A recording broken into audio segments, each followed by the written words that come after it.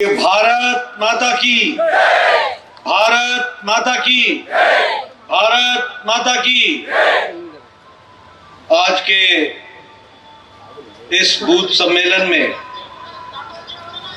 हमारे चिकोडी के सभी वरिष्ठ कार्यकर्ता बंधु, मंच पर उपस्थित प्रदेश के जुझारू और कर्मशील अध्यक्ष श्री B.Y. विजेंद्र जी, हमारे प्रभारी और राज्यसभा में मेरे साथी राधा मोहन दास अग्रवाल जी, हमारे चिकोडी डिस्ट्रिक्ट के अध्यक्ष श्री सतीश जी, लोकसभा में मेरे साथी और आप सबके प्रिय लोकप्रिय सांसद सम्माननीय अन्ना साहब जोले जी,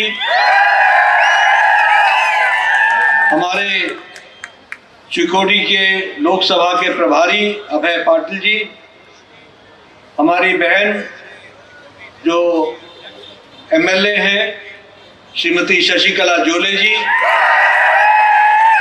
श्री दुर्योधन जी, श्री निखिल कट्टी जी, श्री हरमंत निरानी जी और श्री रमेश कट्टी जी, सम्मानित मंच और इतनी बड़ी संख्या में आए हुए चिकोडी लोकसभा के बूथ के अध्यक्ष, सभी पदाधिकारीगण और सभी BLA 2 और यहाँ उपस्थित मीडिया के मेरे साथी, प्रिंट मीडिया और इलेक्ट्रॉनिक मीडिया के मेरे साथी, मेरा यह सौभाग्य है कि मुझे आज रानी चेन्नम्मा की पुण्य धरती पर और क्रांतिवीर संगोली रायन्ना के पुण्य भूमि पर, जिन्होंने अंग्रेजों के खिलाफ लड़ाई लड़ी, ऐसे पुण्य भूमि पर आने का सौभाग्य मिला है।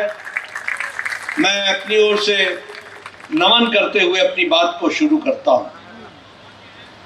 मित्रों, जब हम कर्नाटक की बात करते हैं, कर्नाटक के साथ कन्नड़ की बात करते हैं और कन्नडिगा की बात करते हैं, तो हमें ध्यान में आता है कि यह धरती संस्कृति और विरासत से ओतप्रोत है। संस्कृति, एक ओजस्वी संस्कृति के साथ यह विराजमान है। यहाँ की संस्कृति, यहाँ की परंपराएं, यहाँ की विरासत जो हम सबको मिली है, वो हम सबको गौरवान्वित करती है। यानी हमारा अतीत हमें गौरवान्वित करता है, वही कर्नाटक में वर्तमान और भविष्य भी तकनीक और अन्वेषण के साथ जुड़कर भविष्य को देखता है। इसके लिए मैं कर्नाटक की धरती को बहुत बहुत बधाई देता हूं। मित्रों, आप पार्टी के कार्यकर्ता दिन रात एक करके पार्टी की फौज को मजबूत बनाते हैं, धरती पर जिम्मेवारी को आगे बढ़ाते हैं और जिम्मेवारी से धरती को मजबूत करते हैं। इसके लिए मैं कोटि कोटि अपने कार्यकर्ताओं को बहुत बहुत बधाई देता हूं, जो जमीन पर लगातार दिन रात मेहनत करके पार्टी को ताकत देते हैं, पार्टी को मजबूती देते हैं और धरती पर जो विचार के विरोधी होते हैं उनको जोड़ने का प्रयास भी करते हैं और उसके साथ साथ जो विरोध होता है उसको सहन करते हुए, आत्मसात करते हुए पार्टी को आगे बढ़ाते हैं। ऐसे मजबूत कार्यकर्ताओं को मैं पुनः नमस्कार करता हूं और उनको आदरपूर्वक नमस्कार करता हूं। मित्रों, मैं एक बात और कहना चाहता हूं और मैं मीडिया के माध्यम से भी आपको बताना चाहता हूं कि आप सब लोग बहुत भाग्यशाली हैं, बहुत भाग्यशाली। You all are very lucky and we are also very lucky. Why? Because in the political environment, क्योंकि राजनीतिक दृष्टि से जो लोग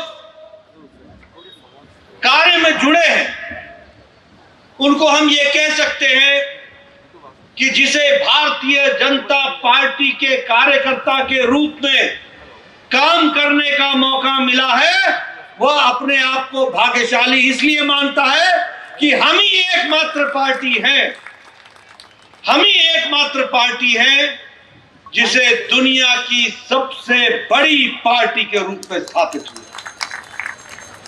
हम ही एक पार्टी है जो आइडियोलॉजिकल बेस्ड है, वैचारिक प्रतिष्ठान पर खड़े हैं। हम ही एक राजनीतिक दल है जिसकी विचारधारा अटल है, जिसकी विचारधारा कभी डिगी नहीं, कभी टली नहीं, कभी हम अपने विचारधारा से अलग नहीं हुए। बाकी सभी राजनीतिक दल आजादी के बाद कोई सोशलिस्ट के नाम से चला था और कैपिटलिस्ट बन गया, कोई कम्युनिस्ट के नाम से चला था वो कैपिटलिस्ट बन गए, कोई अन्य दलों के दृष्टि से विचारधारा को लेकर चले थे, लेकिन वो सब समय रहते रहते बदल गए। पर एक भारतीय जनता पार्टी है जिसने जनसंघ के रूप में अगर 1951 और 52 में कहा था कि एक देश में दो निशान, दो विधान, दो प्रधान नहीं रहेंगे, तो हमने 2020 में 370 धारा को धाराशाही कर दिया। ये हमारी ताकत है।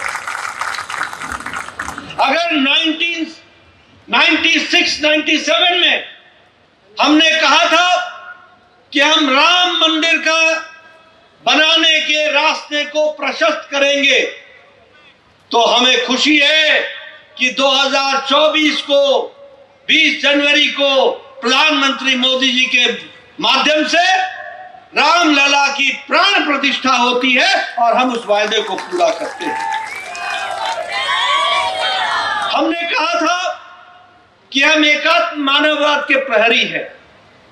हमने एकात्म मानववाद के प्रहरी होने के नाते हमने अंत्योदय चलाया। अंत्योदय के बाद सबका साथ, सबका विकास, सबका विश्वास, सबका प्रयास, इसको आगे बढ़ाया। और इसके बाद प्रधानमंत्री मोदी जी ने ज्ञान की बात की। ज्ञान मतलब गरीब, जी फॉर गरीब, वाई फॉर युवा, ए फॉर अन्नदाता और एन फॉर नारी शक्ति। अगर इनकी चिंता हो जाती है, अगर गरीब की चिंता हो जाती है, अगर युवा की चिंता हो जाती है, अगर हमारे किसान भाई की चिंता हो जाती है, अगर हमारी नारी शक्ति की चिंता हो जाती है, तो देश की चिंता हो जाती है, देश की चिंता हो जाती है। यानी जो बात हमने 51-52 में कही, वही बात हम 2024 तक कहते हुए आगे आए।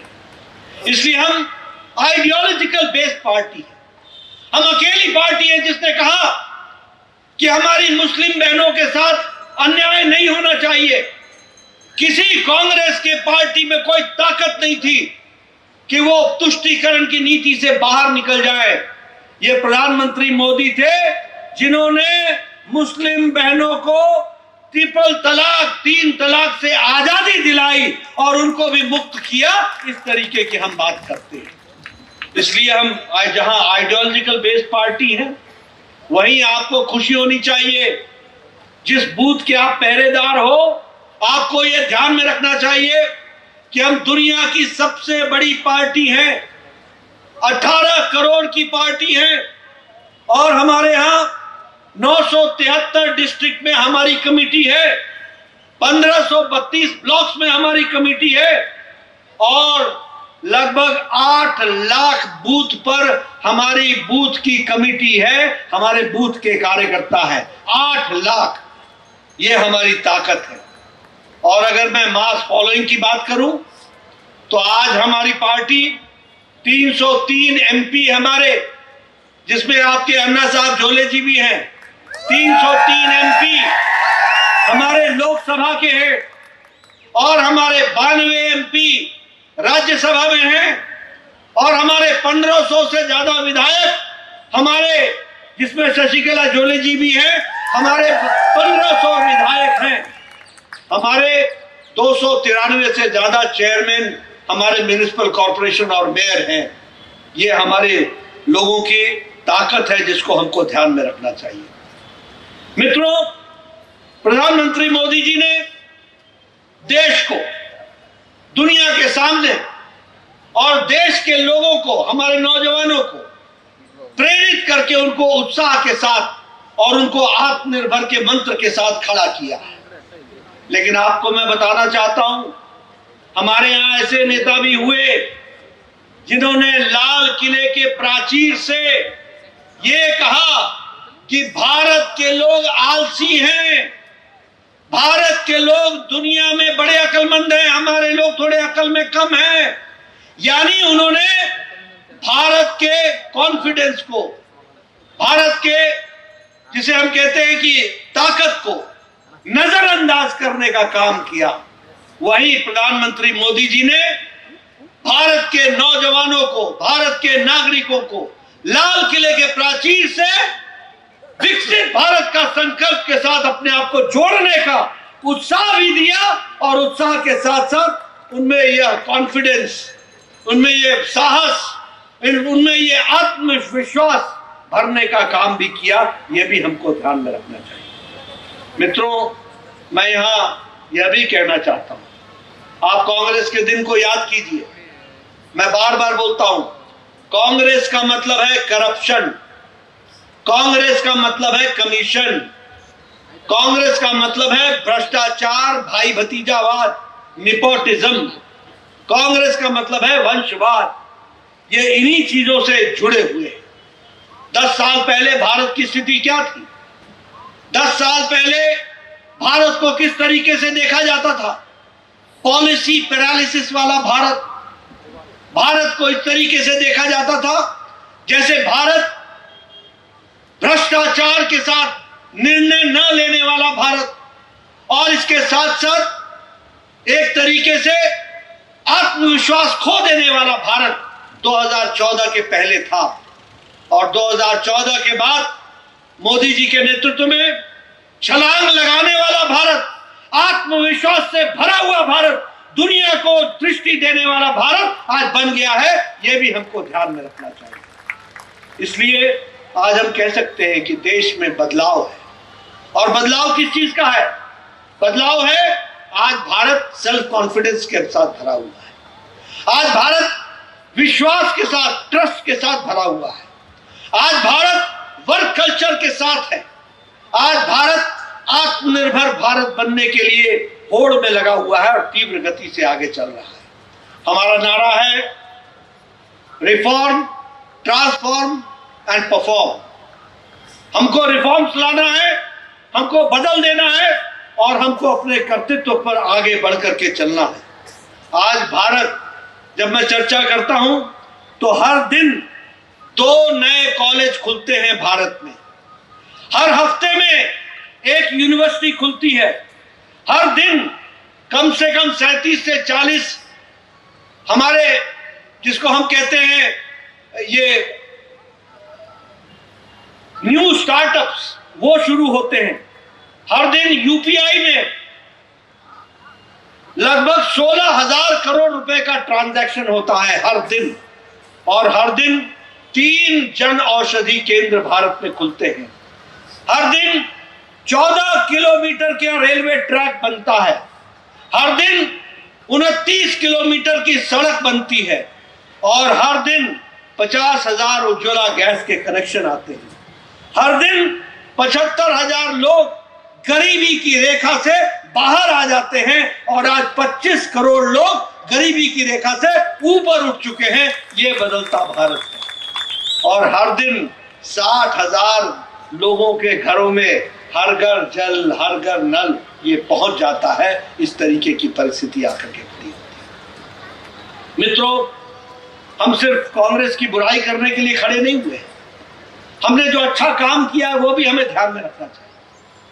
आज जब हम प्रधानमंत्री गरीब कल्याण अन्न योजना की बात करते हैं, 80 करोड़ की जनता को जब हम कहते हैं कि आपको 5 किलो गेहूं या 5 किलो चावल और 1 किलो दाल हर महीने पहुंचाई गई है, तो हम यह भी कहते हैं कि कर्नाटक में 80 करोड़ में 4 करोड़ गरीब लोगों को प्रधानमंत्री गरीब कल्याण अन्न योजना से जोड़कर उनकी भी सेवा की गई है। यह भी हमको ध्यान में रखना चाहिए। और 4 करोड़ को तो जोड़ा ही गया है, लेकिन 25 करोड़ की जनता को इसी कारण हम गरीबी की रेखा से ऊपर उठा पाए हैं। यह भी हमको ध्यान में रखना चाहिए।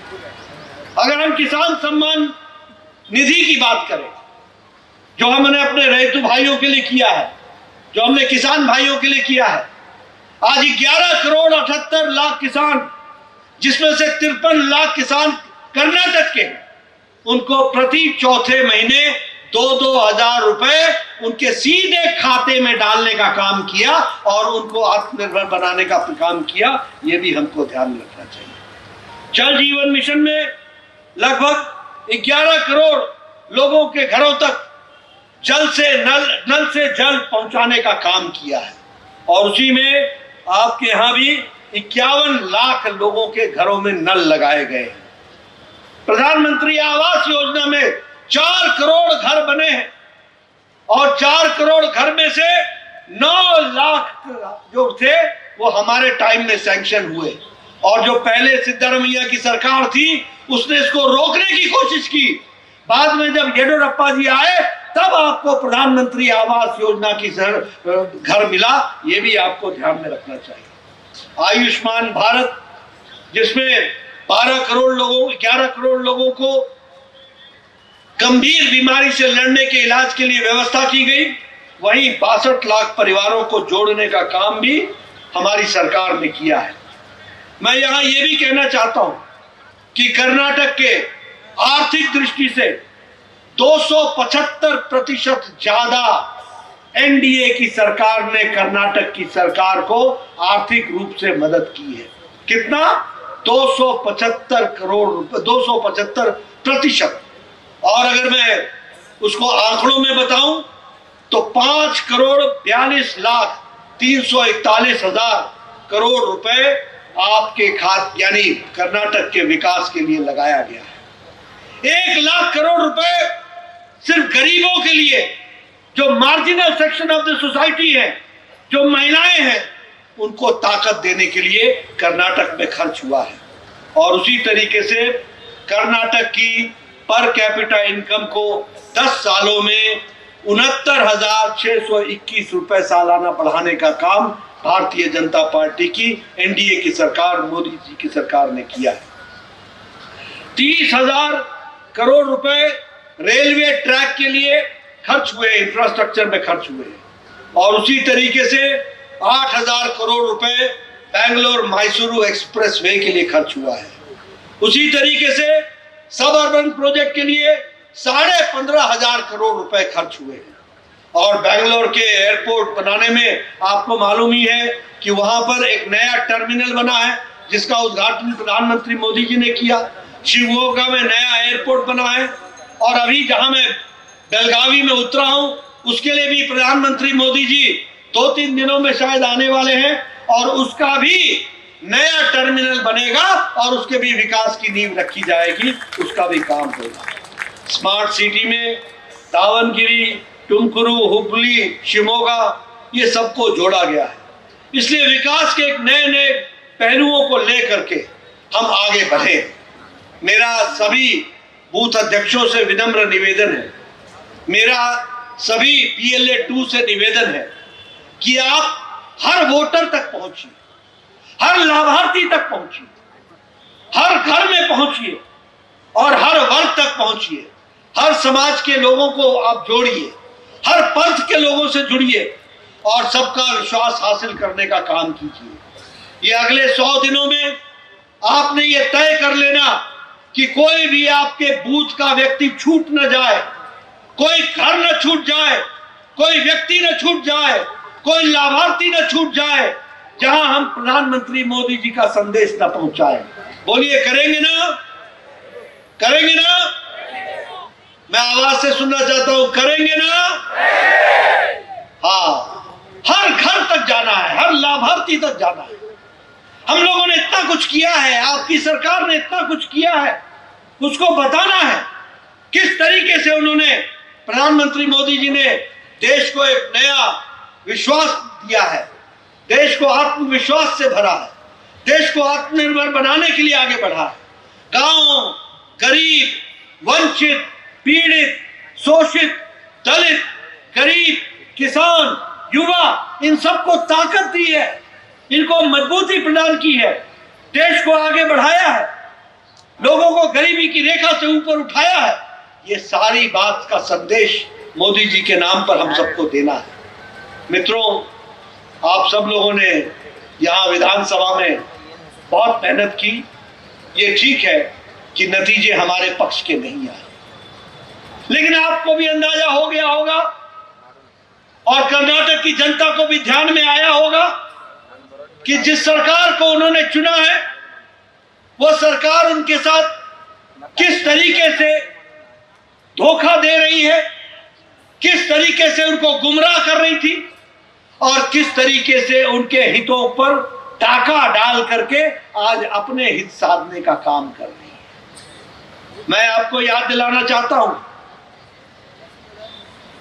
यहां पर आज अगर फ्री में कुछ मिल रहा है, अगर मुफ्त में कुछ मिल रहा है, तो मुफ्त में मिल रहा है तो आतंकवाद मिल रहा है, आतंकवाद का बढ़ावा हो रहा है। हर एक दृष्टि से आतंकवादियों को एक तरीके से प्रश्रय दिया जा रहा है। और इसके साथ साथ मैं ये भी कहना चाहता हूं, जिसका जिक्र हमारे विजेंद्र भाई ने किया, क्या स्थिति आ गई, विधानसभा में नारा लगता है पाकिस्तान जिंदाबाद। कांग्रेस के मुख्यमंत्री मूक दर्शक होते हैं, कांग्रेस के उप मुख्यमंत्री मूक दर्शक होते हैं, चुप्पी साधते हैं। यही कर्नाटक है ना, जहां से राष्ट्रीय अध्यक्ष इंडियन नेशनल कांग्रेस का खड़गे साहब है, उनके बगल में बैठने वाला वो सांसद होगा ना जिसके जीतने पर पाकिस्तान जिंदाबाद के नारे लगते हैं। यही कुछ समय पहले भारत जोड़ो यात्रा में राहुल जी आए थे, यही आप राहुल जी भारत को जोड़ रहे हैं ना। जब आपका सांसद जीतता है और जीतने के बाद पाकिस्तान जिंदाबाद के नारे लगते हैं, आप किसका प्रतिनिधित्व कर रहे हैं? खड़गे जी, आप चुप क्यों हो? देश जानना चाहता है, कर्नाटक की जनता पूछ रही है कि पाकिस्तान जिंदाबाद का नारा विधानसभा के अंदर हो, किसी एक एमपी के जीतने पर हो और वो एमपी कांग्रेस पार्टी का हो, मुख्यमंत्री चुप, उप मुख्यमंत्री चुप, आपके राष्ट्रीय अध्यक्ष चुप, राहुल गांधी जी चुप। क्या आप पाकिस्तान की मदद करने के लिए पैदा हुए हैं? क्या आप पाकिस्तान की भाषा बोलने के लिए पार्टी चला रहे हैं? क्या आप पाकिस्तान के नुमाइंदे हैं भारत में? मैं जानना चाहता हूं, मुझे इसका उत्तर चाहिए। आप बोलते हो एफएसएल रिपोर्ट नहीं आई, प्राइवेट रिपोर्ट आ चुकी है, आपने कोई एक्शन नहीं लिया। ये पाकिस्तान की भाषा बोलने वाले, आप याद रखिएगा, भारत माता आपको कभी माफ नहीं करने वाली है, आप ध्यान रखिए। और ये कर्नाटक की जनता भी आपको कभी माफ नहीं करने वाली है, आपसे जवाब मांगेगी।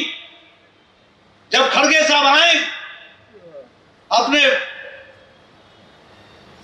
मातृभूमि पर, जन्मभूमि पर, तो आप उनसे पूछिए कि आप किस पार्टी का प्रतिनिधित्व करते हैं, जहां पाकिस्तान जिंदाबाद के नारे लगाने वाले आपके एमपी के साथ खड़े होते हैं। इसका जवाब हमें चाहिए। और आपने देखा होगा, हमारी सरकार रही शांति प्रिय ढंग से चली, सब जगह शांति थी। आज ब्लास्ट होने शुरू हो गए, कैफे में ब्लास्ट होता है, किस तरीके की घटनाएं घटने लगी है। और आप आतंकवादियों के प्रति नरम हो। मेरा चार्ज है कि सिद्धरामैया जी जब आपकी सरकार थी आपने पीएफआई के लोगों के खिलाफ केस वापस लिए थे। ये दर्ज है कि आपने पीएफआई के केस वापस लिए थे। और ये भारतीय जनता पार्टी एनडीए की मोदी जी की सरकार है जिसने पीएफआई पर बैन लगाया, तो मोदी जी की सरकार ने लगाया, ये भी हमको ध्यान में रखना है। यूपीए की सरकार में हर दिन कोई न कोई धमाका होता था, आतंकवादियों के प्रति हम धर्म होते थे, और ये टुकड़े टुकड़े गैंग के साथ राहुल जी जाके खड़े हो जाते हैं। ये भारत जोड़ो यात्रा पर निकले थे या भारत तोड़ो यात्रा पर निकले थे? ये न्याय दिलाने चले हैं या अन्याय करने चले हैं? और इसी तरीके से जो देश विरोधी नारे लगाते हैं जेएनयू में, उसके साथ राहुल जी खड़े होते हैं, ये भी हम सब लोगों ने देखा है। और मुझे बहुत ही दुख भी हो रहा है और आश्चर्य भी हो रहा है कि यहां वो कांग्रेस पार्टी है जिसने राम के अस्तित्व को नकारा। ये भी हमारे बूथ अध्यक्षों ध्यान में रखना, इन्होंने राम के अस्तित्व को नकारा। इन्होंने कहा राम काल्पनिक है। इन्होंने हर मोड़ पर राम का विरोध किया, प्राण प्रतिष्ठा में भी नहीं गए, दूसरों को भी दूर रखने की कोशिश की। और अब कर्नाटक में एक कार सेवक पर 31 साल पुराना मुकदमा लेकर उसको भी जेल में डालने का काम किया। ये राम भक्तों पर जिस तरीके से अन्याय कर रहे हैं, ये आपको ध्यान में रखना होगा कि आने वाले समय में कर्नाटक की जनता इसका भरपूर प्रजातांत्रिक तरीके से बदलाव लेगी। मुझे आश्चर्य हुआ कि यहाँ हिंदू मंदिरों पर टैक्स लगा दिया है, 10% का टैक्स लगा दिया है। विजेंद्र जी, ये सही है? 10% का टैक्स हिंदू मंदिरों पर। ये टैक्स लगाने का काम, ये क्या कहा जा सकता है? और ये पैसे लेकर के तुष्टीकरण की नीति चलाएंगे, ये इस तरीके का काम करेंगे। मित्रों, कांग्रेस के लिए कर्नाटक की सरकार एटीएम बन गई है। ये एटीएम की सरकार है।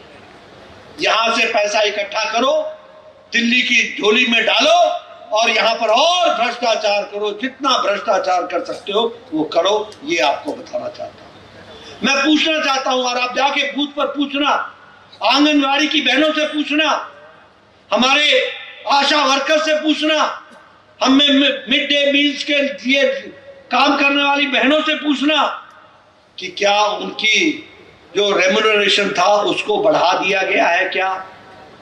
आप यहाँ के गवर्नमेंट एम्प्लॉयज से पूछना, आपकी सैलरी बढ़ा दी गई है क्या? और मैं पूछता हूं कि क्या यहाँ की वैकेंसी भर दी गई है क्या? और क्या आपको ड्रॉट का कंपनसेशन मिल गया है क्या? ये सारी चीजें मैं आपके सामने इसलिए रख रहा हूं कि ये जो कांग्रेस की सरकार है, ये भ्रष्टाचार से पूरी युक्त सरकार है और ये तुष्टीकरण करने वाली सरकार है। और कांग्रेस पार्टी परिवारवाद की पार्टी है और परिवारवाद के साथ तुष्टीकरण करने वाली पार्टी है। और ये जो इंडियन गठबंधन है, ये इंडियन गठबंधन कुछ नहीं है, ये गठबंधन परिवार का गठबंधन है, ये गठबंधन भ्रष्टाचार का गठबंधन है, ये गठबंधन भ्रष्टाचार से बचने का गठबंधन है। मैं आपके सामने बताऊं, ऊपर जम्मू कश्मीर से शुरू करो और नीचे तक आ जाओ, इनके सब नेता इंडी गठबंधन में किसी न किसी भ्रष्टाचार में लिप्त हैं।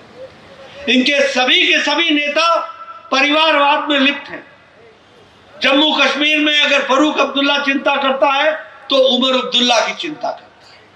जम्मू कश्मीर में मुफ्ती साहब चिंता करते थे तो महबूबा मुफ्ती की चिंता करते थे। सुखबीर बादल जी की चिंता प्रकाश सिंह बादल करते रहे। हम अगर कर्नाटक अपने उत्तर प्रदेश की बात करें तो मुलायम सिंह यादव के बाद अखिलेश यादव, अखिलेश यादव के बाद डिंपल यादव। अगर हम बिहार की बात करें, लालू यादव के बाद राबड़ी देवी, राबड़ी देवी के बाद तेज प्रताप, तेज प्रताप के बाद तेजस्वी, तेजस्वी के बाद मीसा, एक ही परिवार। अगर मैं बंगाल की बात करूं तो ममता और उसका भतीजा अभिषेक। अगर मैं केसीआर की बात करूं तो केसीआर, केटीआर, कविता, उनकी बेटी, उनका दामाद। अगर मैं वाईएसआर की बात करूं तो परिवार की पार्टी। अगर मैं सुप्रिया की बात करूं तो वो भी शरद पवार और सुप्रिया परिवार की पार्टी। अगर मैं शिवसेना की बात करूं तो हमारे उद्धव ठाकरे और उसके आदित्य ठाकरे, उसके बेटे, ये सब परिवार की पार्टियां और सब भ्रष्टाचार में है। सब पर बोलो, राहुल गांधी बेल पर है कि नहीं है? है कि नहीं है? सोनिया गांधी बेल पर है कि नहीं है?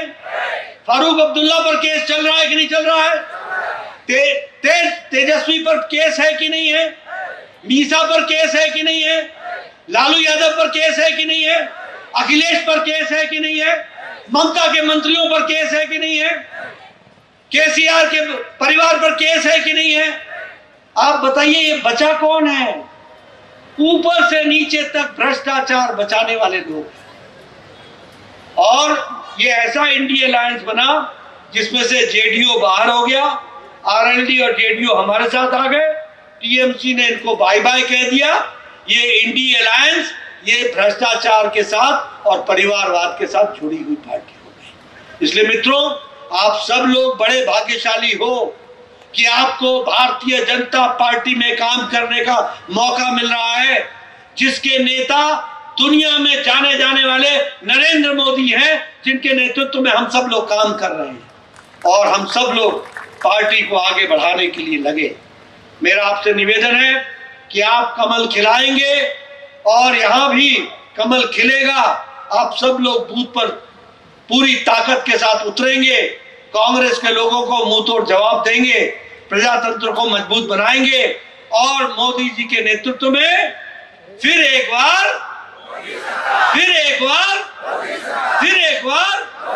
और अब की बार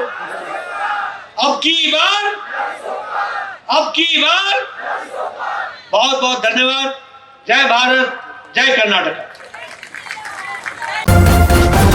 ನ್ಯೂಸ್ ಫಸ್ಟ್ ನಿರ್ಭೀತಿಯಿಂದ ನಿಮ್ಮ ಪರವಾಗಿ।